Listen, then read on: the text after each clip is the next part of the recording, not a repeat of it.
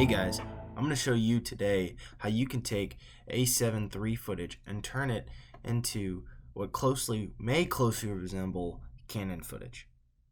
Throughout the years, I've gone through many different cameras. So first I started off with a GH2, a very old camera now, and then I moved to a 5D Mark II, and then now I'm on my current camera, Sony A7 III. But moving from Canon to Sony is a pretty big jump, and the number one reason of that is because the Canon cameras straight out of camera are just beautiful. And if you've owned Canon, worked with a Canon, you'll know what I mean, and it's really hard to kind of replicate that in other cameras. So especially with Sony's, because what I've noticed is that they're designed more for color grading and things like that. A lot of the profiles aren't great straight out of camera. The only one that I think is okay straight out of camera is probably Profile 2. But anyways, so I'll show you what the raw footage looked like. So we'll go ahead and hide that. So this is what the raw footage looked like. It was washed out, right? Way overexposed. This is probably 1.5 stops, maybe 2 stops overexposed, but I'm shooting in Profile 10 in hybrid log gamma 2, which is a really solid profile, and I really highly recommend it. It will require some work afterwards, but it's much more versatile compared to log, at least in terms of run and gun filmmaking, because a lot of the time with log, you're going to run into issues like proper exposing and stuff like that. This hybrid log gamma 2 profile is really solid, and again, that's Profile 10, so I highly recommend it. And one of the reasons why is because of the highlight recovery. But anyways, we'll go ahead and jump in. I'm going to show you how you can somewhat get those kind of Canon colors out of an A7 III. Alright, so we're going to go ahead and start off with this clip. So the first thing I want to do is, when I look at Canon footage, it always has this really nice contrast. It has this just great, almost pleasing, just relaxing kind of contrast, of course, if it's exposed properly. But the majority of footage that I was shooting, I was just stunned by the results out of the camera. So one way that we can kind of simulate that is really getting the contrast in the midtones. Now, again, this is a pretty rough shot because it's overexposed, but as I bring it down, you notice, especially in the trees back here in his shirt, you're going to see a lot more of that contrast return.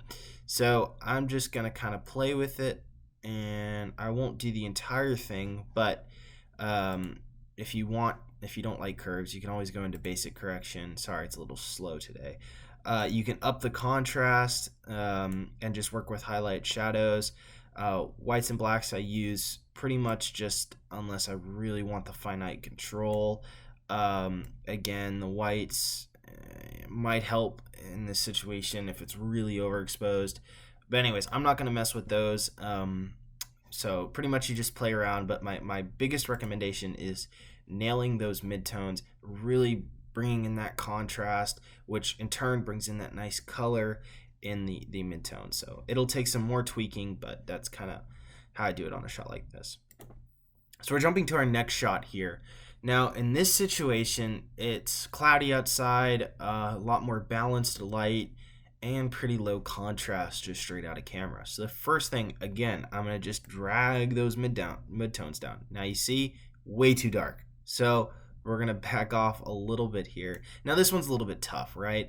Because our main subject, he's wearing a hoodie, he's not very well lit, so it's going to be really tough to nail that in. But to do that, we can kind of just work with our shadows here, ensure that they're not too dark, right? And make sure that our midtones aren't too dark here. So again, we can play with that more, and it's the same kind of thing, just balancing the contrast, making sure that you're contrast heavy in these midtones here,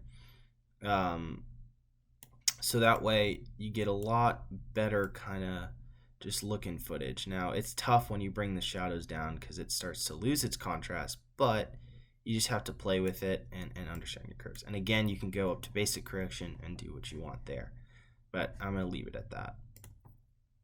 So with this part, so since we're filming a car, Again, kind of different. This one's a little bit overexposed, but with the profile 10, we can easily dial it in. So when I was doing this one, I pretty much just went all the way down.